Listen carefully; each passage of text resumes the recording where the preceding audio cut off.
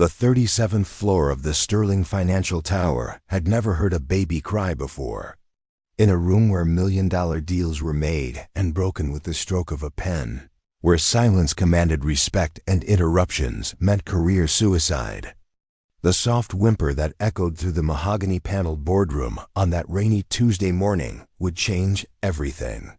What happened next would either destroy a young mother's last chance at survival or reveal the true character of the man who held her fate in his hands.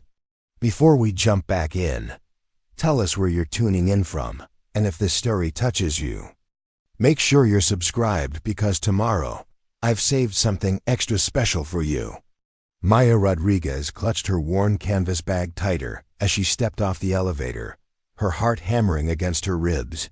The Sterling Financial Building's executive floor felt like stepping into another World One, where her second-hand blazer and scuffed shoes marked her as an outsider. She'd borrowed the outfit from her neighbor, Mrs. Chun, along with the promise to watch her cat for a month in return. Even with the borrowed confidence of professional attire, Maya felt exposed under the cold fluorescent lights. 3 months. That's how long she'd been unemployed since the textile factory in her neighborhood shut down without warning. 3 months of rejection letters, dead-end interviews, and watching her savings account dwindle to double digits. The eviction notice taped to her apartment door last week had given her until Friday to come up with $1,200 or find herself and 18-month-old Sophie on the street.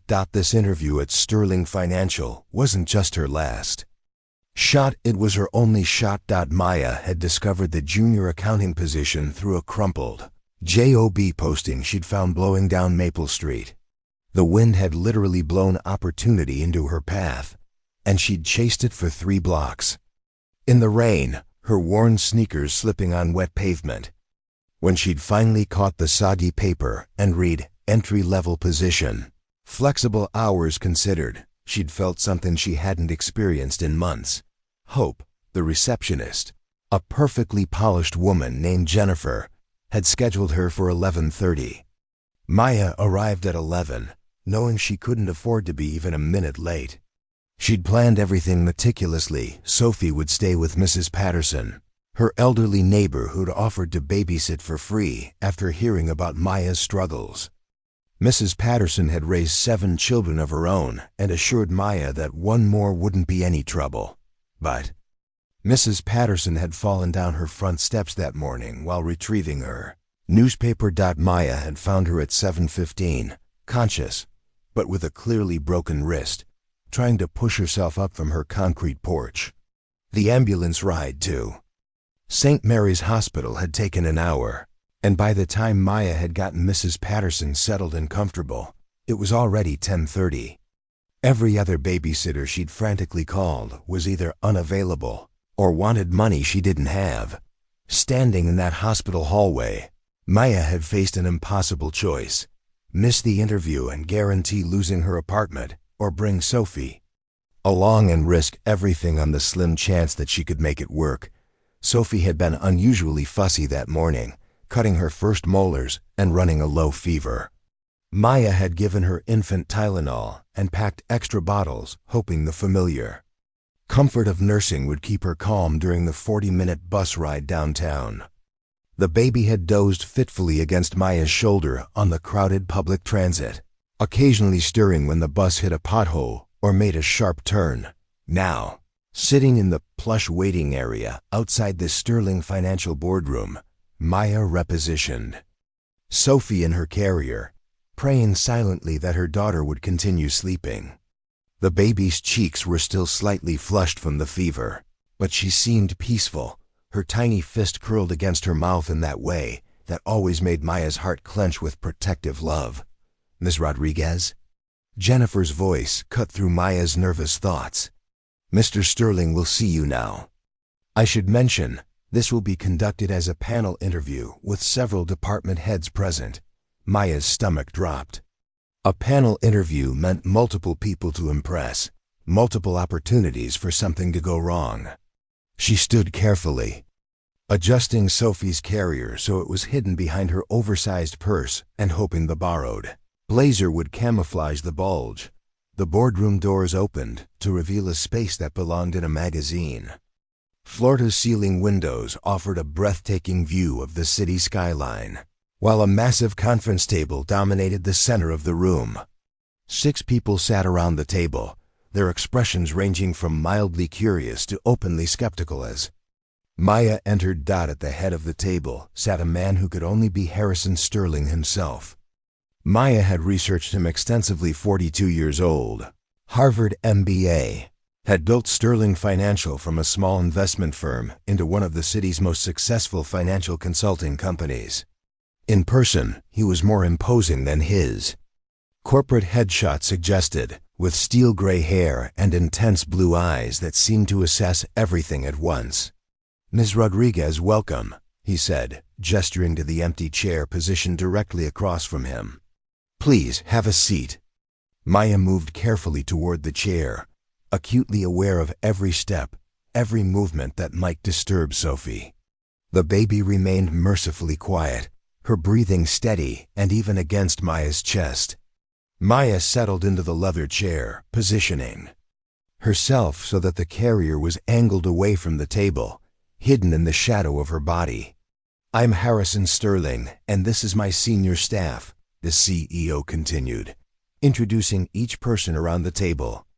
Maya tried to memorize their names: Patricia Walsh, Head of Human Resources; David Chun, Director of Accounting; Sarah Mitchell, Operations Manager; Robert Hayes, Senior Financial Advisor; and Jennifer Kim, Junior Partner. "We've reviewed your application," Patricia Walsh began, consulting a file folder. "Your experience is primarily in manufacturing accounting, correct?" Maya nodded, finding her voice. "Yes, I worked for Riverside Textiles for 4 years, managing accounts payable and receivable for their 3 production facilities. When they consolidated operations, I was responsible for reconciling financial records across all locations during the transition." "That's impressive," David Chen interjected. "Consolidation accounting can be complex. How did you handle the variance reconciliation between facilities?" As Maya began explaining her systematic approach to identifying and resolving discrepancies, she felt a flutter of confidence. This was territory she knew, problems she'd solved before. Her voice grew stronger as she detailed specific challenges she'd overcome, methods she'd developed to streamline processes, and improvements she'd implemented that had saved the company both time and money. Harrison Sterling leaned forward slightly, his attention focused entirely on her responses. "You mentioned implementing a new tracking system. Can you walk us through your decision-making process?" Maya was in the middle of explaining her cost-benefit analysis when she felt it, a subtle shift in Sophie's breathing pattern. The baby was waking up. Maya continued talking, hoping her daughter would settle back into sleep, but she could feel small movements beginning in the carrier. "The system reduced processing time by 30%, Maya continued, trying to keep her voice steady while internally pleading with Sophie to stay quiet just a little longer. "We were able to process vendor payments twice as quickly, which improved our relationships with suppliers and often secured early payment discounts." Sarah Mitchell nodded approvingly. "That kind of efficiency improvement is exactly what we're looking for. How do you handle working under pressure? Our busy season can be quite demanding." Before Maya could answer, Sophie let out a small whimper. The sound seemed to echo in the silent boardroom like a gunshot. Every head turned toward Maya, expressions shifting from professional interest to confusion and then dawning realization. Maya felt her face burn with embarrassment as Sophie's whimper escalated into a proper cry. "I'm so sorry," Maya stammered, her carefully prepared responses evaporating. "I can explain." But Sophie was fully awake now, her cries growing louder and more insistent. Maya's hands shook as she tried to quiet her daughter while simultaneously trying to salvage what remained of the interview. The borrowed blazer felt like it was suffocating her, and she could feel sweat beading on her forehead despite the room's perfect climate control. The panel members exchanged glances, their faces a mixture of surprise, confusion, and in some cases, clear disapproval. Patricia Walsh's expression had turned particularly stern, her lips pressed into a thin line that suggested this interview was effectively over. Maya's mind raced through her options, all of them terrible. She could try to explain, but how do you justify bringing a baby to a corporate interview? She could apologize and leave, but that would mean accepting defeat and facing homelessness. She could attempt to continue, but Sophie's cries were only getting louder, and the baby's fever seemed to be making her more distressed than usual. Harrison Sterling hadn't said a word since Sophie's first cry. He sat perfectly still, his blue eyes fixed on Maya with an expression she couldn't read. The silence from the head of the table felt more ominous than any verbal reaction could have been. Sophie's wails filled the mahogany-paneled room, each cry seeming to seal Maya's fate a little more firmly. This was it, the moment her last chance slipped away, taking with it any hope of keeping her apartment, her stability, her ability to provide for her daughter. Maya reached into the carrier, her hands trembling as she tried to soothe Sophie. But the baby was beyond comfort now, her face red and angry, her cries echoing off the expensive walls like an accusation. In this room full of successful people in perfect suits making perfect decisions, Maya had never felt more out of place, more exposed, more completely and utterly defeated. Harrison Sterling's chair scraped against the polished floor as he stood up. The sound cut through Sophie's cries like a blade, and Maya braced herself for the inevitable dismissal. Her hands fumbled with the carrier straps, preparing to make the most humiliating exit of her life, but instead of the sharp words she expected, Harrison walked around the massive conference table with deliberate, measured steps. His expression remained unreadable as he approached Maya's chair, and she found herself holding her breath despite Sophie's continued wailing. "May I?" he asked quietly, extending his hands toward the carrier. Maya stared at him in shock. Of all the possible reactions she'd imagined, this wasn't one of them. The CEO of Sterling Financial, a man who commanded boardrooms and controlled millions of dollars, was asking to hold her crying baby. I don't understand," Maya whispered, her voice barely audible over Sophie's distress. "Your daughter is clearly uncomfortable," Harrison said, his tone surprisingly gentle. "Sometimes a change of perspective helps. Preparing and narrating this story took us a lot of time, so if you are enjoying it, subscribe to our channel. It means a lot to us. Now back to the story." Maya's hands trembled as she carefully lifted Sophie from the carrier. The baby's face was flushed and tear-streaked, her tiny body rigid with distress. Maya had never felt more exposed or vulnerable as she passed her daughter to a complete stranger, especially one who held her entire future in his hands. The moment Sophie settled into Harrison's arms, something extraordinary happened. The baby's cries began to soften, her rigid body relaxing as she found herself at a different height, with a different view of the room. Harrison supported her naturally, as if holding babies was something he did regularly rather than something completely foreign to a corporate boardroom. "There we go," he murmured, his voice taking on a tone Maya had never heard from him during the interview. "The acoustics in here are probably overwhelming for someone your size." The panel members sat in stunned silence, watching their CEO bounce. A baby with the same focused attention he typically reserved for quarterly reports. Patricia Walsh looked like she might faint, while David Chun appeared to be questioning whether he was experiencing some kind of stress-induced hallucination.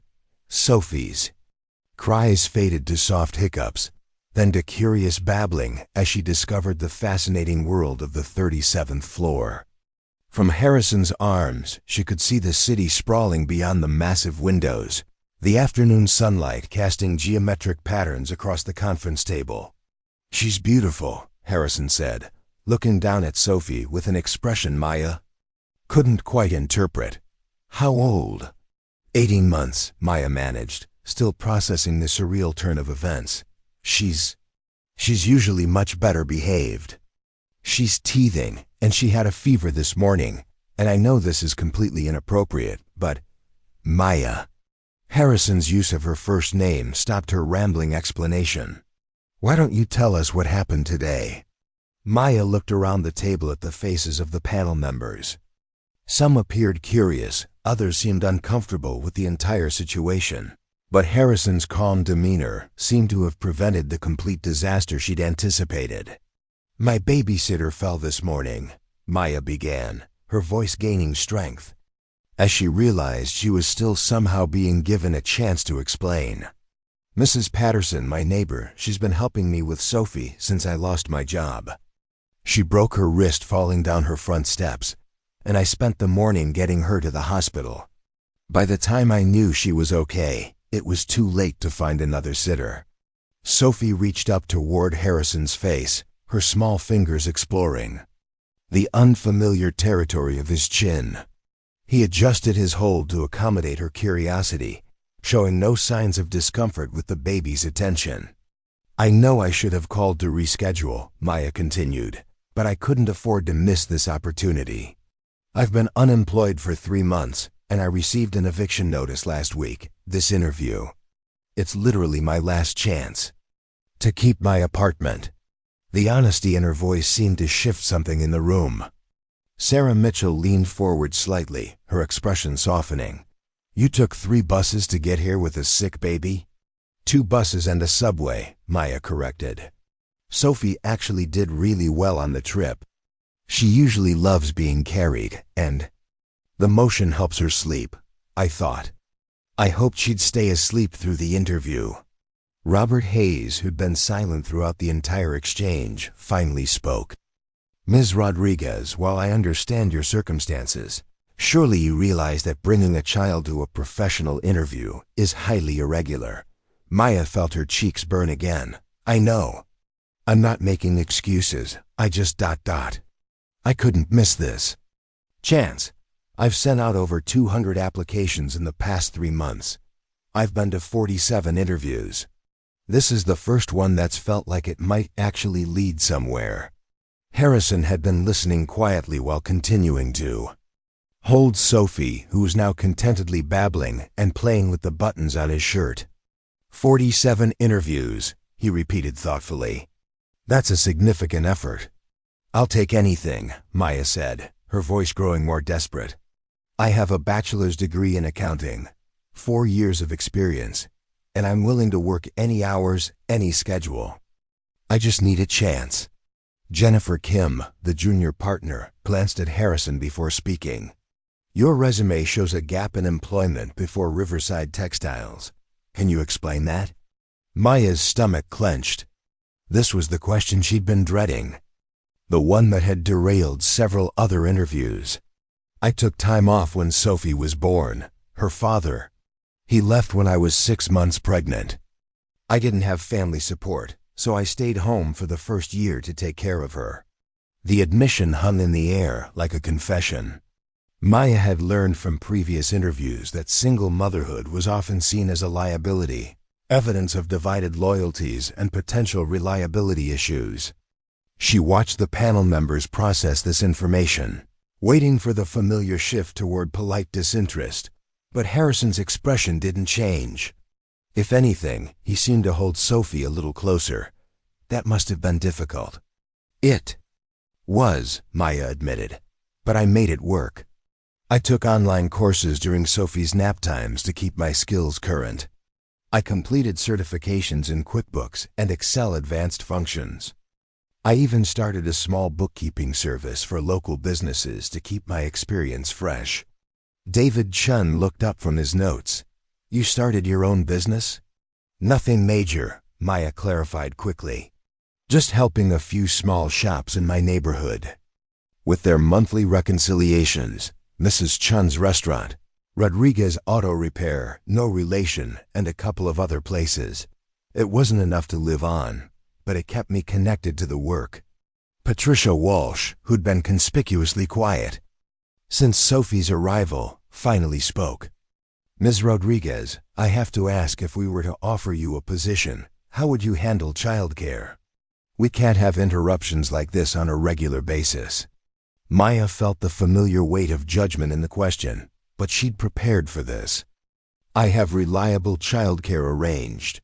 What happened today was an emergency situation. Under normal circumstances, Sophie would be with Mrs. Patterson, who's been caring for children for over 30 years. Once I have steady income, I can also afford backup options. And if Mrs. Patterson is unavailable again? Robert Hayes pressed. Then I'll figure it out, Maya said firmly. I always do. I've been managing as a single mother for 2 years now. And I've never missed a commitment due to childcare issues. What happened today was the first time I've ever had to bring Sophie somewhere she shouldn't be. Harrison had been quiet during this exchange, but Maya noticed him watching her carefully as she answered the questions. Sophie had grown drowsy. Again in his arms, her earlier distress forgotten as she found comfort in his steady presence. Tell me about your bookkeeping service, Harrison said suddenly. What kind of challenges did you help these businesses solve? Maya blinked at the unexpected question. Well, Mrs. Chun's restaurant was having cash flow issues because she wasn't tracking her inventory costs properly. I helped her set up a system to monitor food costs against sales, and she was able to identify which menu items were actually profitable. She increased her profit margin by 15% in 2 months. And the auto repair shop? They were losing money on warranty work because they weren't properly categorizing their labor costs. I helped them restructure their billing system to accurately capture the time spent on different types of repairs. They discovered they'd been undercharging for certain services and were able to adjust their pricing accordingly. Harrison nodded thoughtfully. So you identified process inefficiencies and implemented solutions that improved profitability. Yes, exactly. Maya felt a flicker of her earlier confidence returning. I find that a lot of small businesses have the right instincts about their operations, but they need help translating those instincts into financial systems that actually work. That's a valuable skill, Sarah Mitchell observed. Many of our clients are small to medium-sized businesses that struggle with exactly those kinds of issues. Sophie had fully relaxed in Harrison's arms now, her eyes heavy with approaching sleep. Maya watched in amazement as the CEO of Sterling Financial gently adjusted his hold to better support the drowsy baby. There was something practiced about his movements, a familiarity that suggested this wasn't his first time comforting a child. Ms. Rodriguez, Harrison said quietly, I'm going to ask you something, and I want you to be completely honest. Maya's heart rate spiked. Okay. If we offered you this position, and you were in a situation where you had to choose between missing work and bringing Sophie to the office, what would you do? The question felt like a trap, but Maya had learned that honesty was her only real option. I would try every possible alternative first. But if I absolutely had to choose between missing work and bringing Sophie... I'd bring Sophie and face the consequences. I can't lose another job, especially not one that might help me build a stable life for her. Patricia Walsh looked scandalized by the admission, but Harrison's expression remained neutral. Even knowing it might cost you your job? Yes, Maya said without hesitation. Because the alternative is giving up entirely, and I can't do that. Sophie depends on me to find a way to make things work, even when they seem impossible. Harrison looked down at the sleeping baby in his arms, then back at Maya. You said your daughter's father left when you were pregnant. Yes, and you've been managing everything alone since then? Yes, working, caring for Sophie, pursuing additional education, starting a business, maintaining professional relationships. Harrison's voice held a note of something that might have been admiration. Maya nodded, unsure where this line of questioning was leading. That's not a liability, Ms. Rodriguez, Harrison said firmly. That's executive-level problem-solving under extreme pressure. The room fell silent except for Sophie's gentle breathing. Maya felt tears threatening and blinked them back, afraid to hope that this conversation might be leading somewhere positive. "I'd like to propose something," Harrison continued, his voice taking on the decisive tone Maya had heard when he'd first introduced himself. "We're going to take a 15-minute break. Maya, I'd like you to take Sophie to the nursing room down the hall. Jennifer, please show her where it is and get her settled. When you come back, we'll continue this conversation properly." Maya stared at him. "There's a nursing room?" "We installed it last year," Jennifer Kim explained, standing from her chair. "It's just past the break room. Fully equipped with everything you might need, but I thought—" Maya began, then stopped herself. She'd assumed Sterling Financial was like every other corporate environment she'd encountered: professional, sterile, and completely incompatible with the realities of parenthood. Harrison carefully transferred Sophie back to Maya's arms, and the baby stirred only slightly before settling against her mother's familiar warmth. "Take your time," he said. "We'll wait." As Maya followed Jennifer out of the boardroom, she heard Harrison's voice behind her, addressing the remaining panel. "Members, we'll continue this discussion while she's gone." Maya couldn't hear the rest of the conversation, but as the boardroom doors closed behind her, she caught a glimpse of Harrison's expression. For the first time since the interview began, he looked like a man who'd already made his decision. Nursing room was nothing like what Maya had expected. Instead of a bare clinical space, she found herself in a comfortable lounge with soft lighting, plush seating, a mini refrigerator, and even a small sink with premium hand soap. The walls were painted in calming blues and greens, and there were actually framed photographs of family's employees, she realized, displaying their children with pride. Jennifer Kim lingered by the door as Maya settled into one of the armchairs. "I know this whole situation must feel surreal," she said quietly, "but I wanted you to know what you did today took incredible courage." Maya looked up from adjusting Sophie's position for nursing. "Bringing a baby to a job interview isn't courage, it's desperation." "Maybe," Jennifer said. "But the way you handled yourself in there, the way you answered those questions while managing a crying baby, that's not something everyone could do. I've been in plenty of high-pressure meetings, and I've seen grown men crumble under far less stress." Sophie latched on easily, her earlier distress forgotten as she found comfort in the familiar routine. Maya stroked her daughter's soft hair, trying to process everything that had just happened. "Can I ask you something?" "Of course. Why does Sterling Financial have a nursing room?"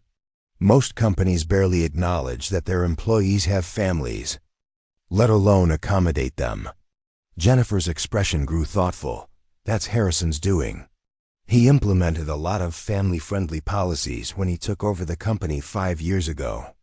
Flexible schedules, childcare assistance, parental leave that actually allows people to be parents. It wasn't popular with everyone initially. Some of the old guard thought it was too progressive for a financial firm. But he pushed it through. Anyway, he did. And you know what happened? Our employee retention rate went up 40%. Productivity increased. People started referring their friends for positions here because they knew Sterling Financial actually cared about work-life balance. It turned out that treating employees like human beings was good for business." Maya absorbed this information, trying to reconcile it with her preconceptions about corporate culture. "Jennifer, can I ask what's happening in that boardroom right now?" Jennifer glanced toward the door, then back at Maya.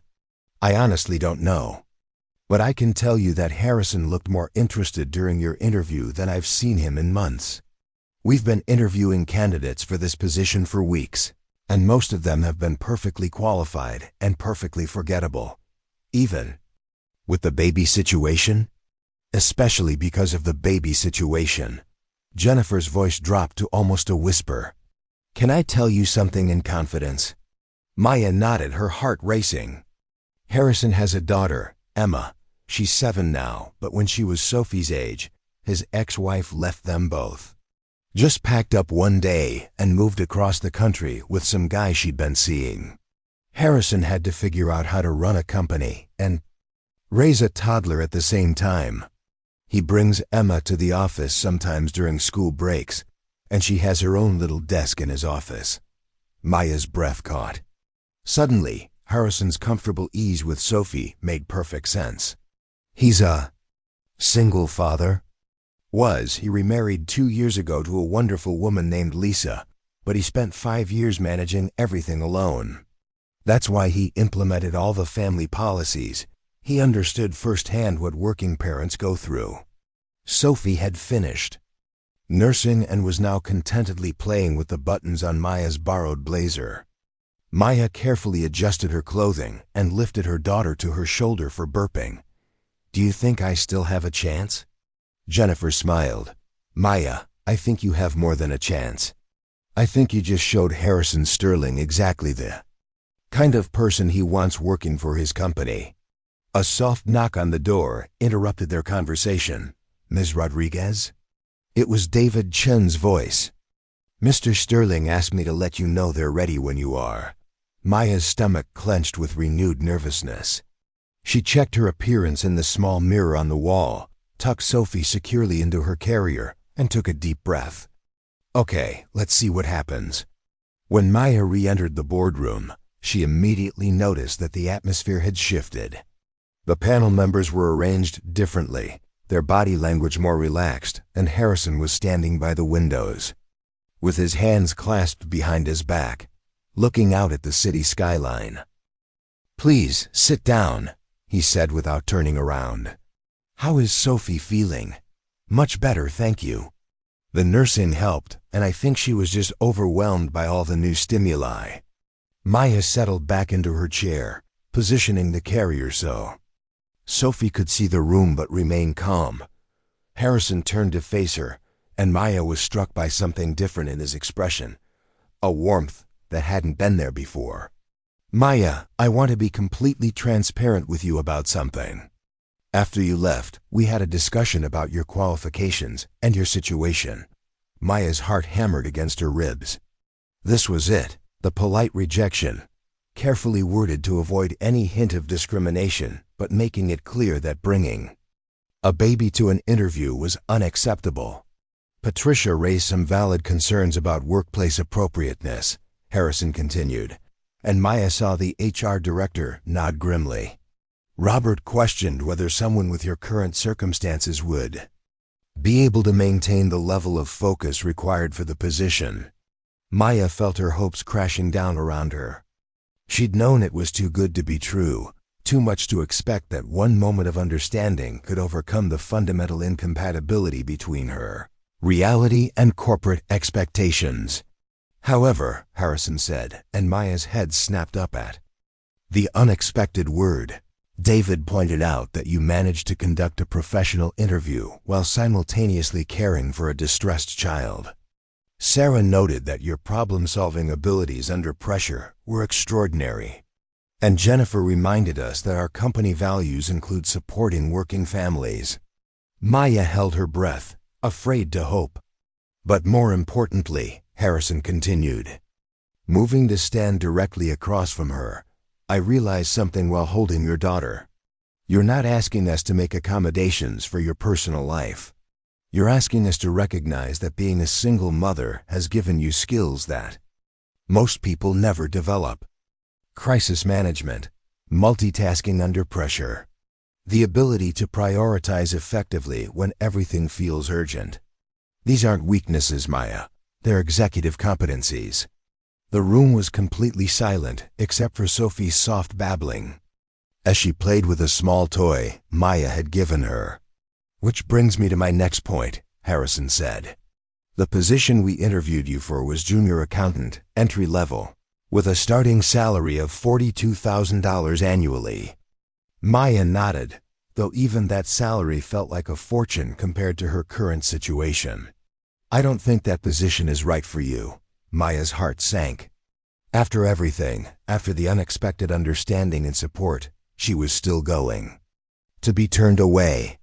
"I think you're overqualified for it," Harrison said, and Maya's world tilted sideways. "David, would you like to explain?" David Chun cleared his throat and leaned forward. Maya, your experience with small business optimization, combined with your ability to work under pressure, suggests you'd be better suited for our client services manager position. It's a role that involves working directly with small to medium-sized businesses, helping them streamline their financial processes and improve profitability. It's exactly what you were doing with your neighborhood clients, Sarah Mitchell added, but on a larger scale and with more resources behind you. Maya stared at them, certain she'd misunderstood. Are you offering me a different job? We are, Harrison said firmly.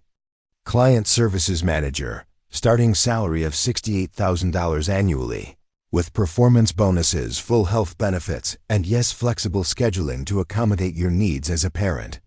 Maya's vision blurred as tears she'd been holding back for months finally spilled over. $68,000, health insurance, flexible scheduling. It was more than she'd dared to dream of, more than she'd thought possible, even in her most optimistic moments. There's one more thing, Harrison said gently. The position comes with a signing bonus of $5,000, paid with your first paycheck. I understand you're facing some immediate financial pressures. Maya couldn't speak. The signing bonus alone would cover her rent, her overdue bills, and give her enough breathing room to get back on her feet. Sophie, sensing her mother's emotional state, looked up at Maya with curious eyes and reached up to touch her face. Maya, Patricia Walsh's voice was softer than it had been all morning. Do you need a moment? Maya wiped her eyes and tried to compose herself. I'm sorry, I wasn't expecting this. Any of this. Take your time, Harrison said. This is a big decision. No, Maya said quickly, her voice stronger now. I don't need time. Yes, absolutely yes. I accept the position. The room erupted in smiles and congratulations. Jennifer Kim stood up and moved around the table to shake Maya's hand. Welcome to Sterling Financial, Maya. I think you're going to love it here. When can you start? David Chun asked. I know we discussed the childcare situation, but I want you to know that we're prepared to be flexible while you get everything arranged. Actually, Harrison interjected, I have a suggestion about that. Maya, have you heard of the Sunrise Learning Center? Maya shook her head. It's a childcare facility about 6 blocks from here. They specialize in caring for children of working parents, and they have an excellent reputation. Sterling Financial has a corporate partnership with them.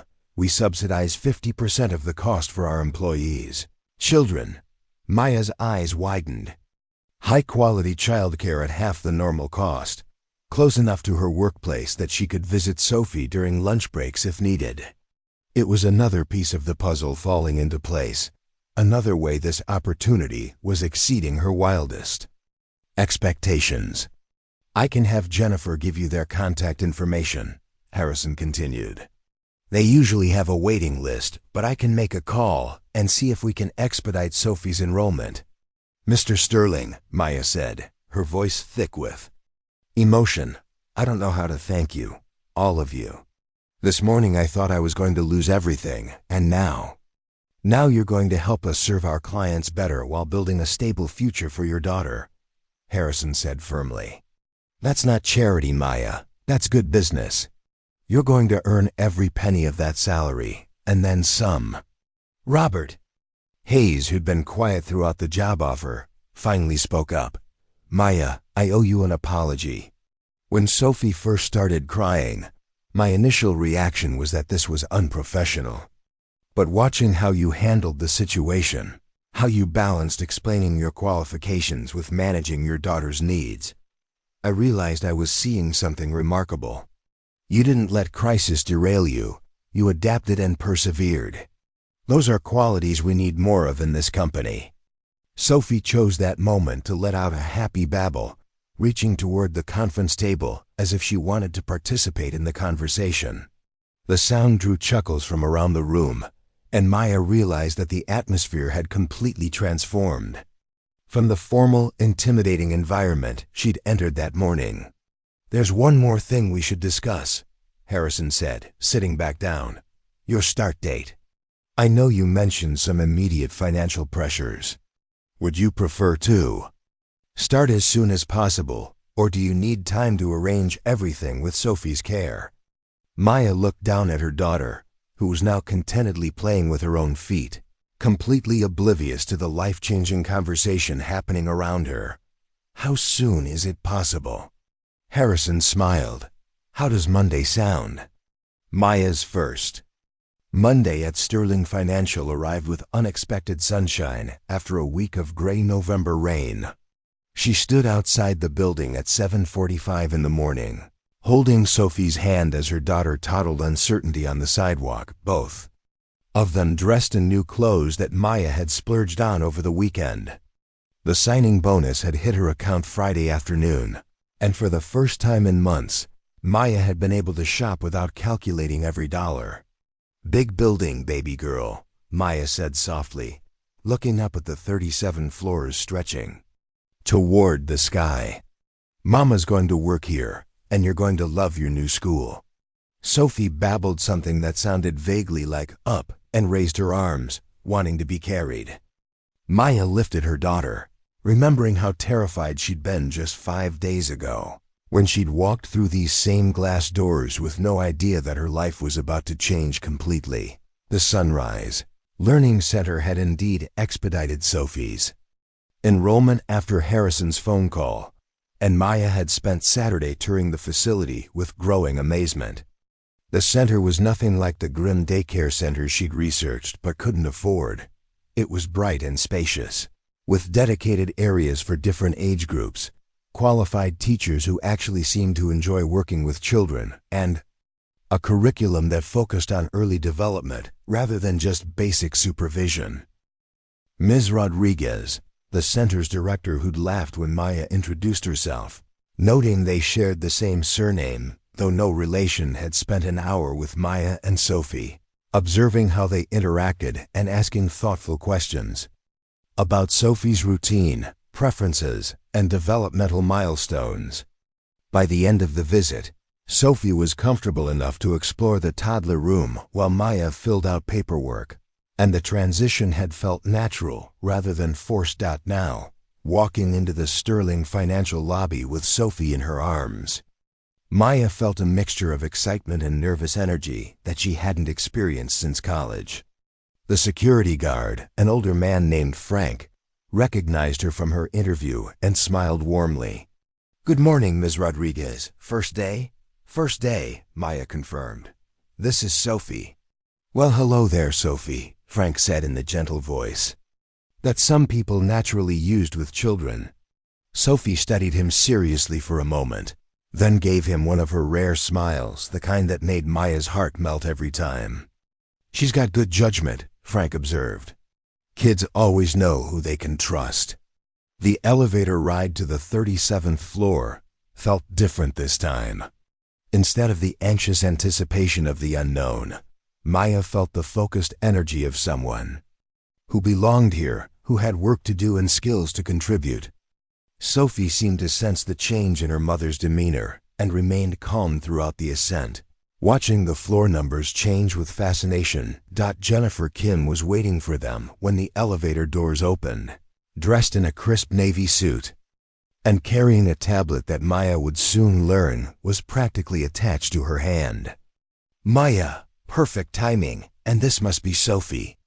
Jennifer crouched down to Sophie's eye level. "I've heard so much about you, sweetheart." Sophie buried her face in Maya's shoulder, her typical response to new people, but Maya could tell she was peeking at Jennifer with curious eyes. "How are you feeling?" Jennifer asked as they walked down the familiar hallway toward the boardroom where Maya's life had changed. "Nervous, excited, grateful, terrified," Maya answered honestly. "Pretty much every emotion at once. That's completely normal. First days are overwhelming, even under the best circumstances." Jennifer stopped at a door Maya hadn't noticed before. "But before we start the official tour, I thought you might want to see something." She opened the door to reveal a small office with a window view of the city. The space was furnished with a modern desk, ergonomic chair, computer setup, and Maya's breath caught a small area in the corner with a comfortable chair, small bookshelf, and basket of toys. "This is your office," Jennifer said. "Harrison thought you might appreciate having a space where Sophie could visit if needed. The toys are from his daughter Emma. She insisted on contributing when she heard a baby would be using the space." Sometimes. Maya set Sophie down, and her daughter immediately toddled toward the toy basket with the single-minded determination that 18-month-olds brought to anything interesting. She pulled out a soft fabric book and settled on the small rug, completely absorbed in turning the pages. "I can't believe this," Maya said, running her fingers along the edge of the desk. "It's perfect. Harrison wanted you to feel comfortable. From day one. He said that stress about childcare emergencies shouldn't be something you have to worry about on top of learning a new job." Maya walked to the window and looked out at the city spread below her.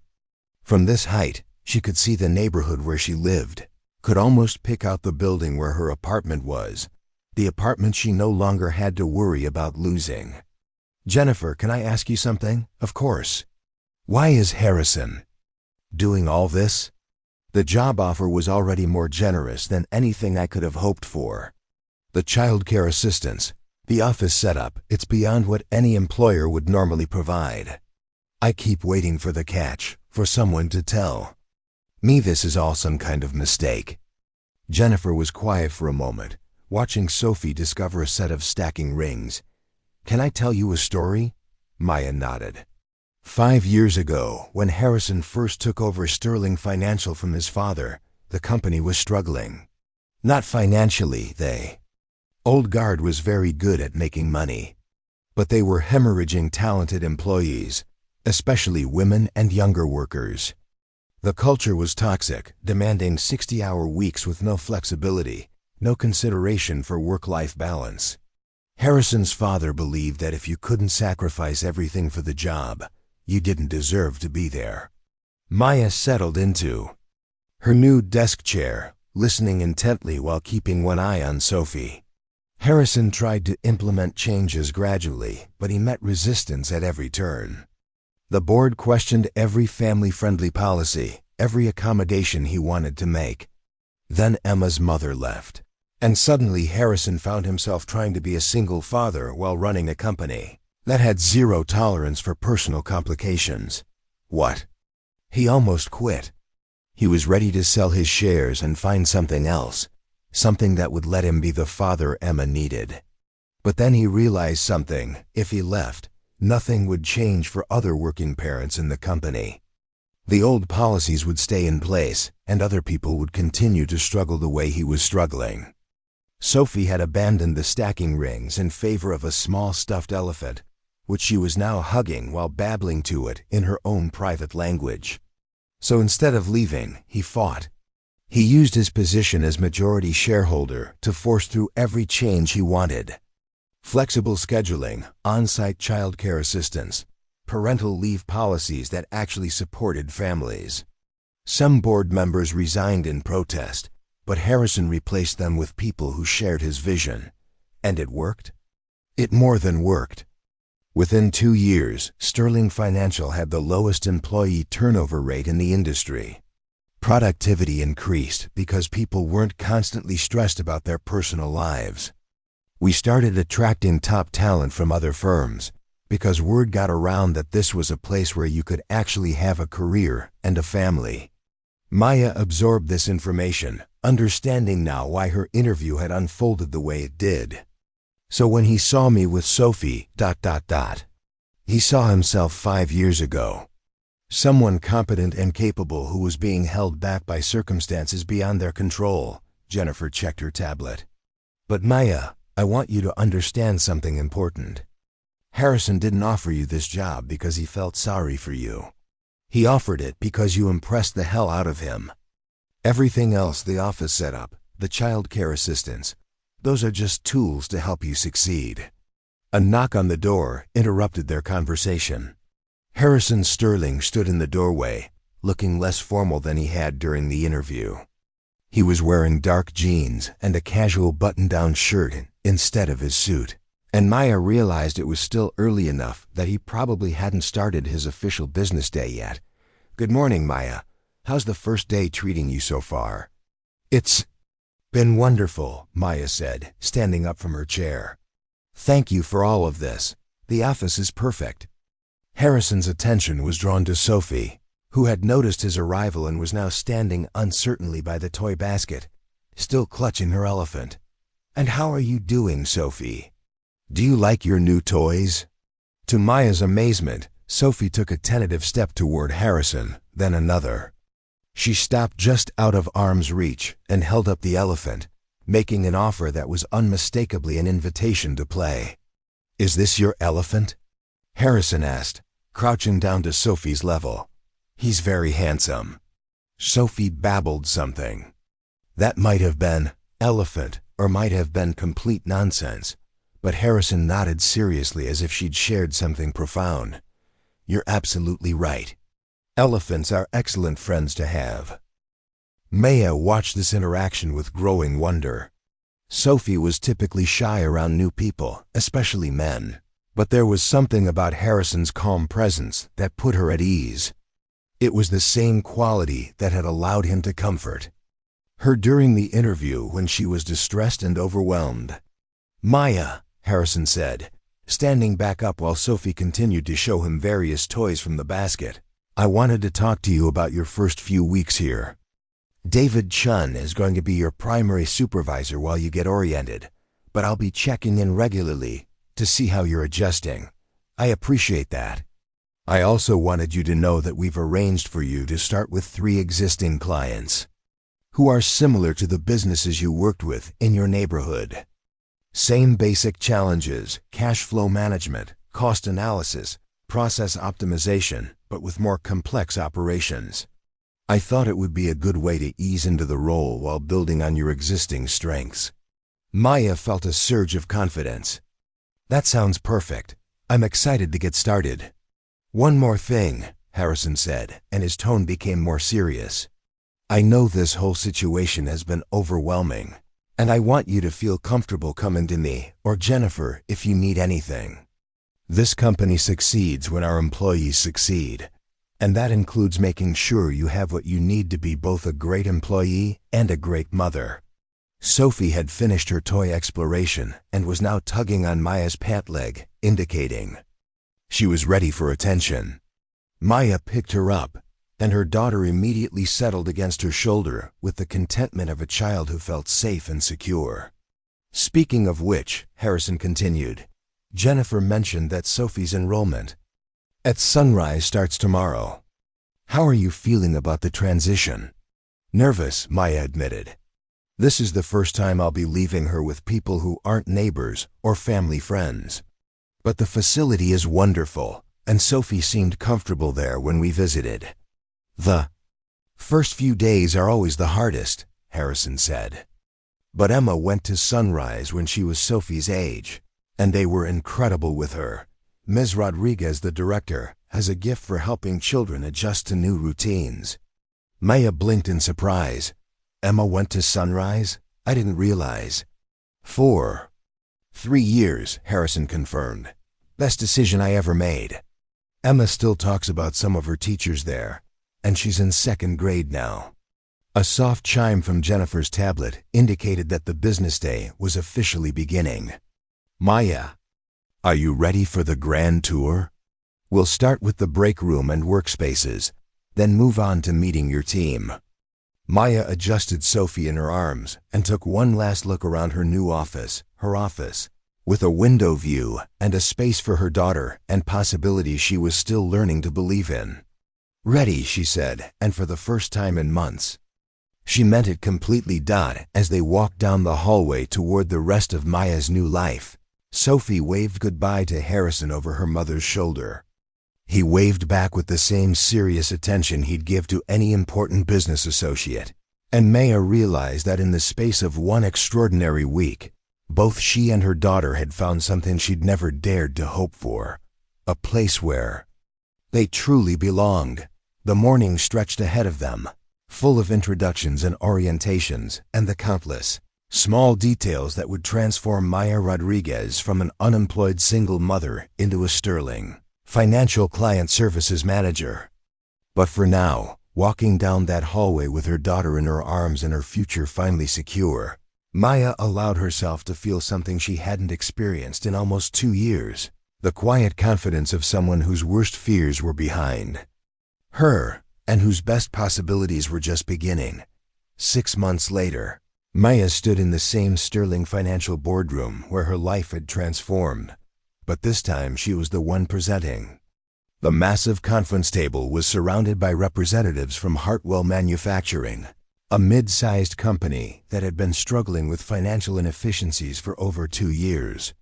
Maya's laptop was connected to the wall-mounted display, showing a comprehensive analysis that had taken her team 3 weeks to complete. "As you can see," Maya said, using a laser pointer to highlight specific sections of her presentation, "your current inventory management system is creating a cash flow bottleneck that's costing you approximately $200,000 annually in lost opportunities." Thomas Hartwell, the company's CEO, leaned forward with interest. "Can you break that down for us?"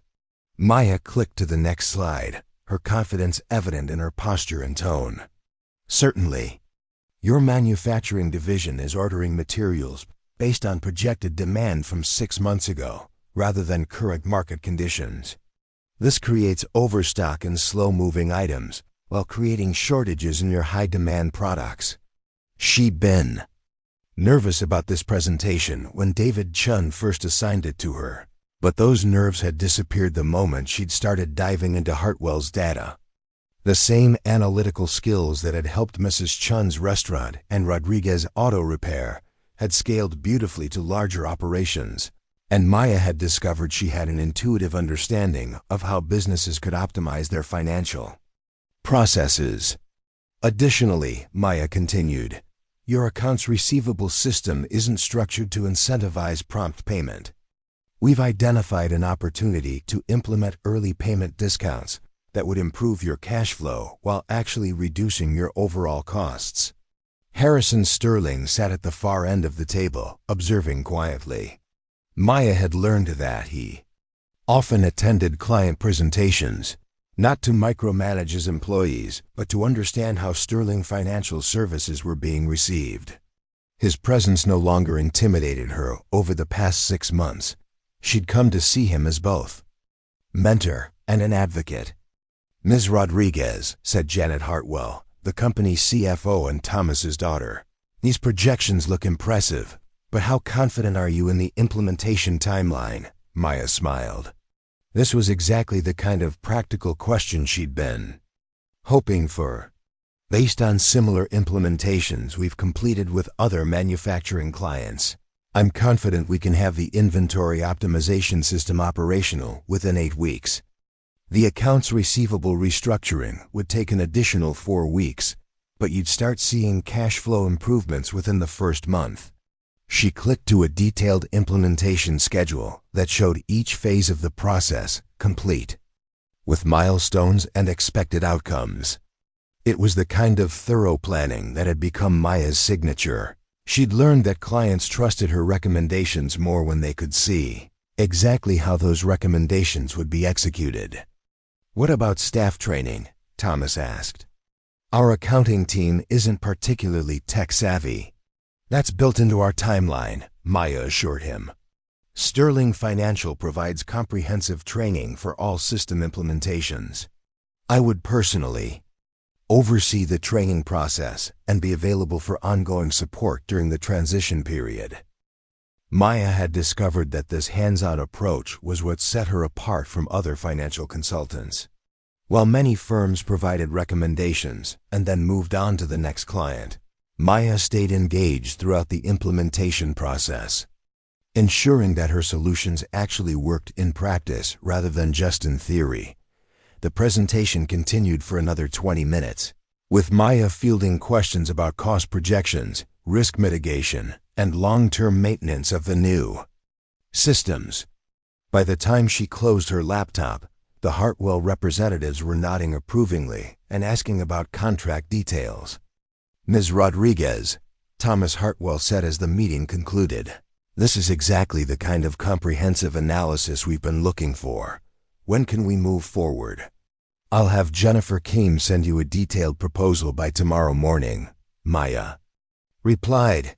"If you're ready to proceed, we could start the initial assessment phase as early as next week." As the Hartwell team gathered their materials and prepared to leave, Harrison approached Maya. "Excellent presentation," he said quietly. "You've really found your rhythm with these larger clients." "Thank you.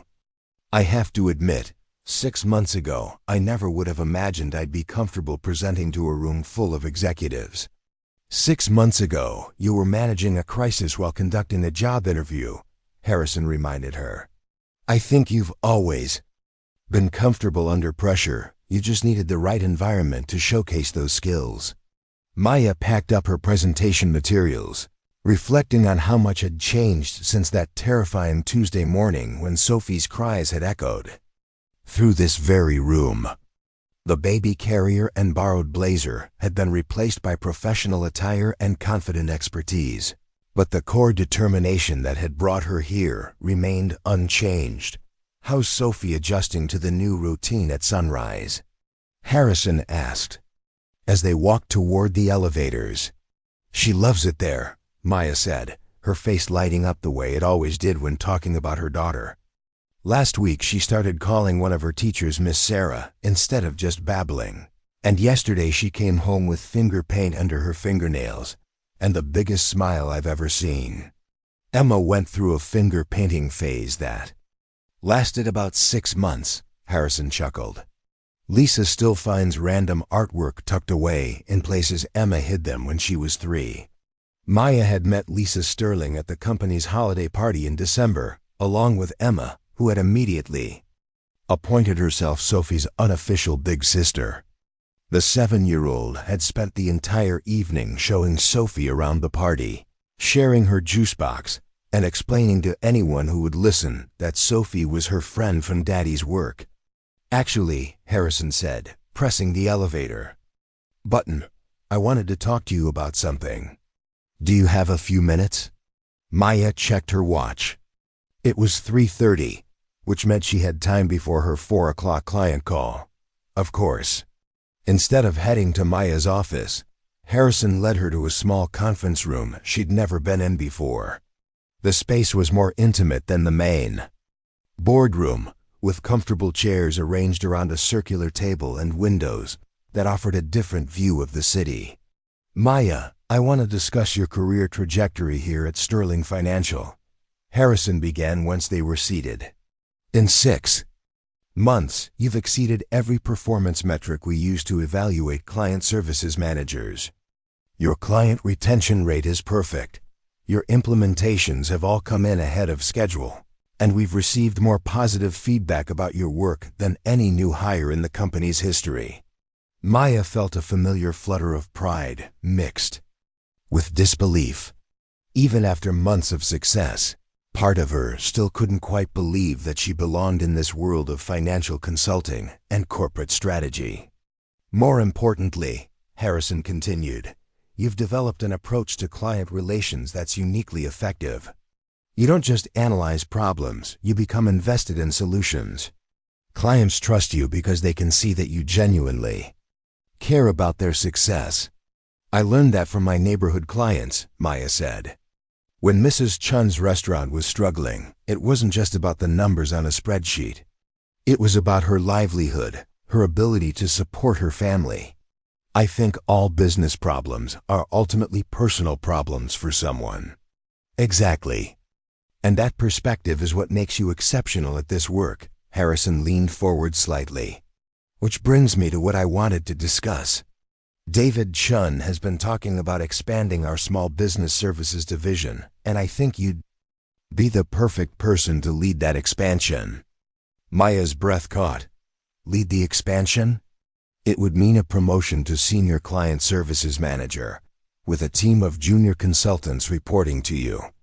You'd be responsible for developing our outreach to smaller businesses, the kind of clients you worked with before joining us, but on a much larger scale.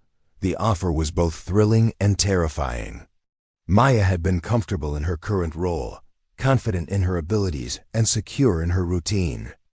Taking on leadership responsibilities would mean new challenges, higher stakes, and the need to trust herself in ways she was still learning.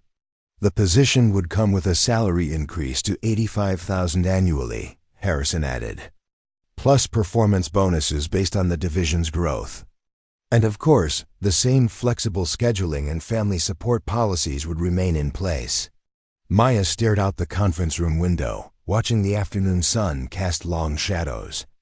Across the city below, somewhere down there, in neighborhoods like the one where she used to live, there were small business owners struggling with the same problems she'd helped solve on a smaller scale.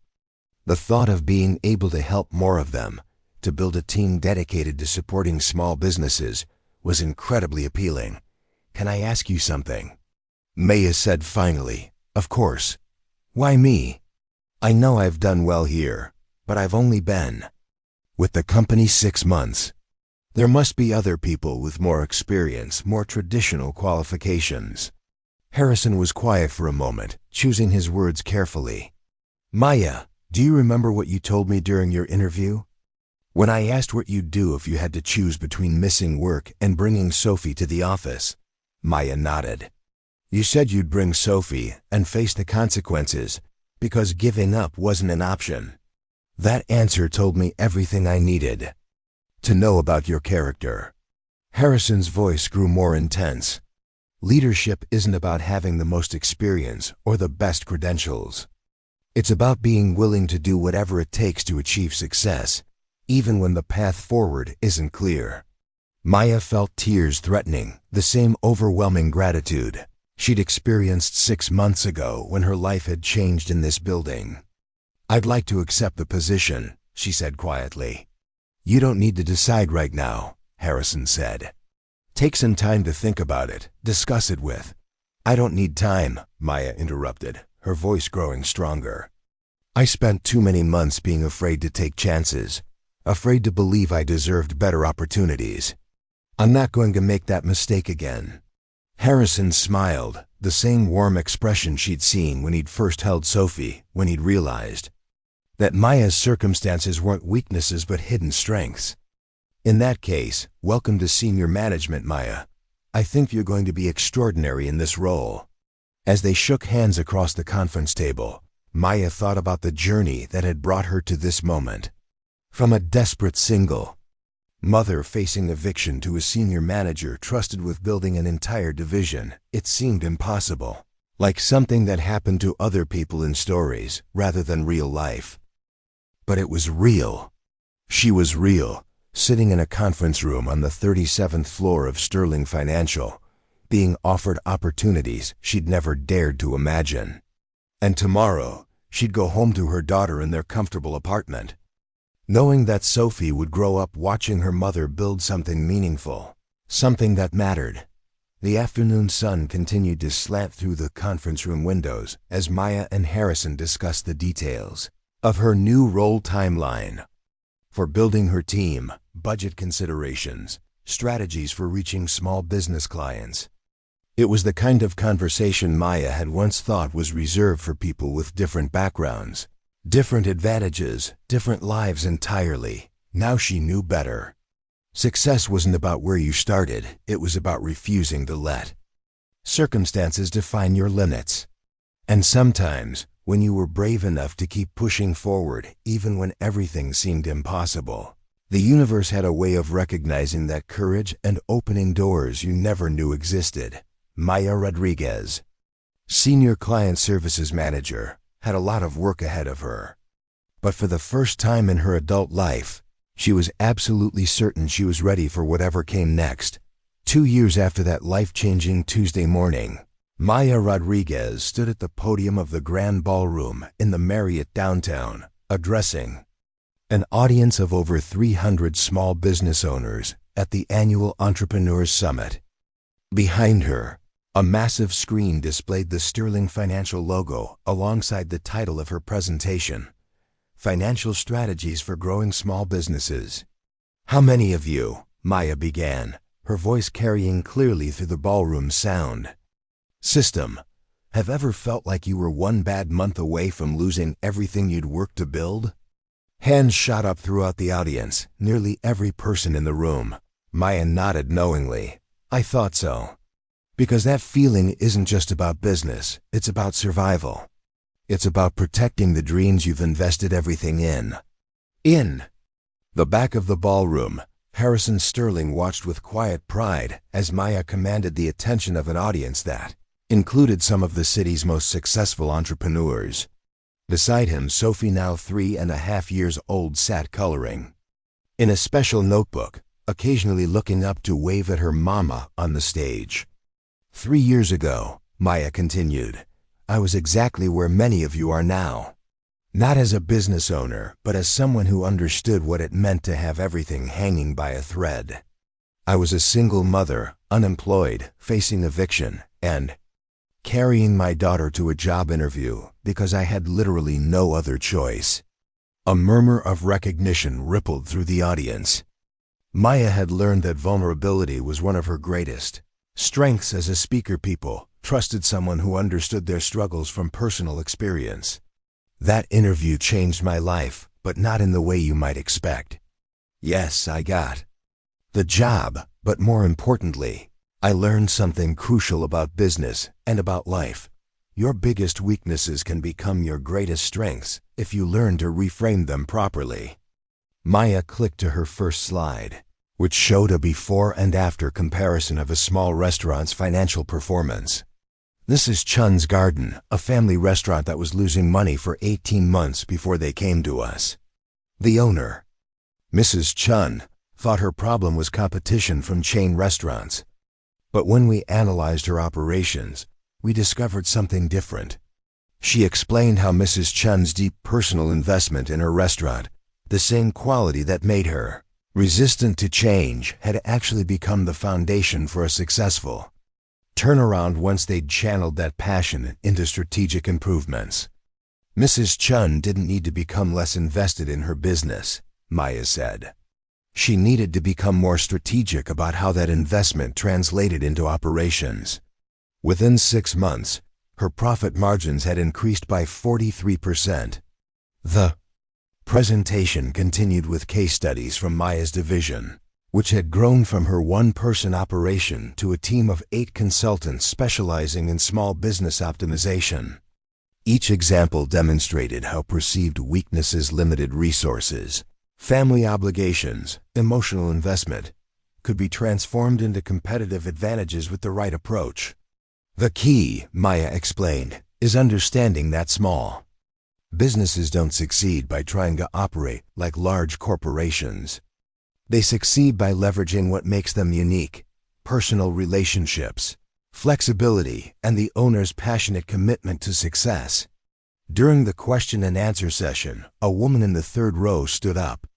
Ms. Rodriguez, your story is inspiring, but what about the practical challenges? How do you balance family responsibilities with business growth? Maya smiled, glancing toward the back of the room where Sophie was now sitting on Harrison's lap, both of them watching the presentation with serious attention. That's probably the most important question anyone could ask, because it gets to the heart of what sustainable success actually means. She clicked a slide that showed her team's organizational structure. When I designed my division at Sterling Financial, I built it around the principle that work-life integration isn't just a nice-to-have benefit, it's a strategic advantage. My team includes 3 working mothers, 2 employees caring for elderly parents, and 1 father who coaches his son's baseball team. We succeed because we understand that personal responsibilities don't diminish professional competence. They enhance it. Maya explained how flexible scheduling, remote work options, and family-friendly policies had resulted in higher productivity, better client relationships, and 0 turnover in her division over 2 years. When you stop viewing family commitments as obstacles and start seeing them as motivation, everything changes, she said. My daughter doesn't compete with my career, she inspires it. Every solution I develop for a client, every strategy I implement, is tested against one simple question: would this help create a more stable future for my family? After the formal presentation ended, Maya was surrounded by audience members wanting to discuss their specific situations. She spent nearly an hour answering individual questions, exchanging business cards, and scheduling follow-up consultations. This was the part of her work she loved most, the moment when abstract strategies became personal solutions for real people facing real challenges. As the crowd finally dispersed, Harrison approached Sophie, who immediately ran to her mother. With the enthusiasm of a 3-year-old who'd been sitting still for as long as humanly possible. "Mama, you are on the big screen," Sophie announced, wrapping her arms around Maya's legs. "Did you see that?" Maya asked, crouching down to Sophie's level. "Were you a good girl for Mr. Harrison?" "She was perfect," Harrison said. "Though I think she inherited your ability to ask very pointed questions. She wanted to know why all those people were taking notes when you were talking." Maya laughed, lifting Sophie into her arms. "What did you tell her?" "That her mama is teaching people how to make their businesses work better, and that's a very important job." "Like helping Mrs. Chun's restaurant?" Sophie asked, demonstrating the remarkable memory that 3-year-olds possess for details that interested them. "Exactly like helping Mrs. Chin's restaurant," Maya confirmed. "But for lots of different businesses." As they walked toward the hotel exit, Harrison reflected on the evening's presentation. "You know, Maya, watching you speak tonight reminded me of something. Do you remember what you said during your job interview about being willing to face consequences rather than give up?" Maya nodded, adjusting Sophie's weight as they reached the lobby. "I think tonight proved that when you refuse to give up, sometimes the consequences aren't what you expected. Sometimes they're opportunities in disguise." Maya considered this as they reached the street outside. The evening air was crisp with the promise of autumn, and the city lights reflected off the windows of the buildings around them. 3 years ago, she'd walked these same streets with nothing but determination and a baby who needed her to find a way forward.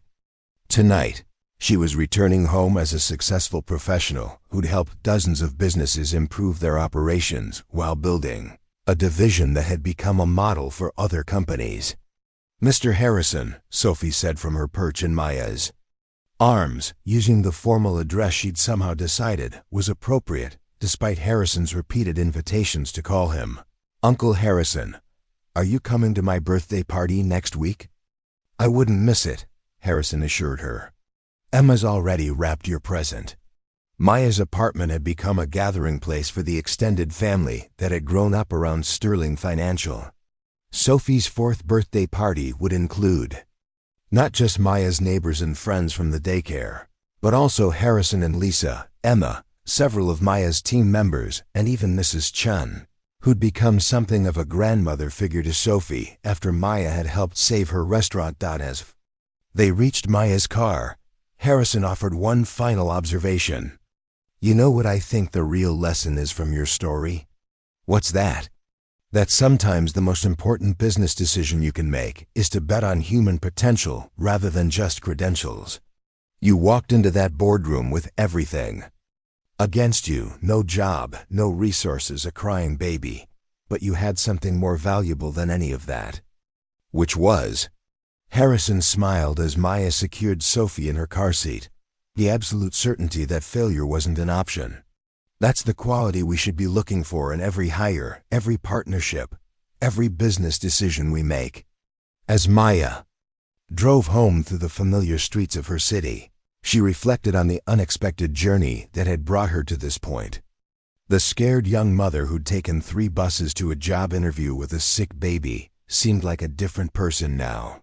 Though Maya knew that the same core determination still drove everything she did, Sophie fell asleep in her car seat before they reached home, exhausted by the excitement of seeing her mother present to hundreds of people. Maya carried her sleeping daughter upstairs to their apartment, Not the cramped space where they'd once faced eviction, but a comfortable two-bedroom home filled with Sophie's artwork, Maya's business books, and the quiet confidence of a life built on solid foundations. As she tucked Sophie into bed, Maya whispered the same words she'd been saying every night for 3 years. "We did it, baby girl. We're safe, we're home, and tomorrow is going to be even better." And for the first time since she'd started saying those words, Maya knew with absolute certainty that they were true. Up next, you've got 2 more standout stories right on your screen. If this one hits the mark, you won't want to pass these up. Just click and check them out. And don't forget to subscribe and turn on the notification bell so you don't miss any upload from us.